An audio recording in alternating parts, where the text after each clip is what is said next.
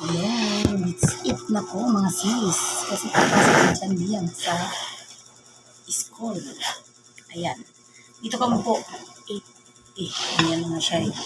Ang aking niloto at aming ulam ay ang palaya kong karne with tofu or tokwa. Ayan po. Ito muna yung pagkain namin ngayon. Mamaya na po ang trabahante. Opo, kami muna. Kasi papasok si Liam. Ang trabahante is mamaya mga 12 sila kakain. Kami muna kakain. Sinabayan ko lang si Jan Liam kasi papasok siya sa school. Okay na. Ya solo din siya magpapatsura to si Papa Pagkasya din. Kain na po tayo mga sisi. Let's eat, let's eat. Enjoy natin ang ating pagkain.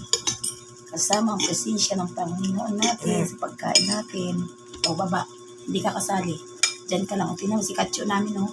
Si Katyo namin nakikipatibol pa. Diba? Mainit ang kanin, mainit ang ulam. Bagong luto lahat. Ayan sis, ang aming ulam. Kain po tayo. Ampalaya.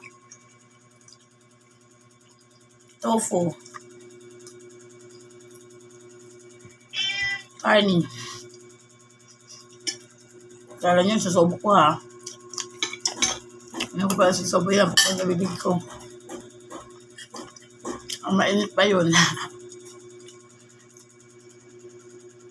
Gintay kayo, akala niyo susubo ko yung ampalaya. Tapos sumunod tofu, tapos sumunod karni.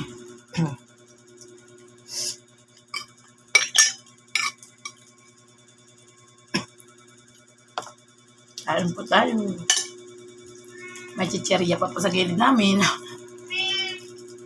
Kasi mainit pa po sa labas. Doon yung background namin. Siguro pag matapos na yung ano namin, rooftop, laluwag na dito sa tindahan. Tapos, still, ha? Dito pa rin kami kakain ni Liam sa tanghali kasi kami lang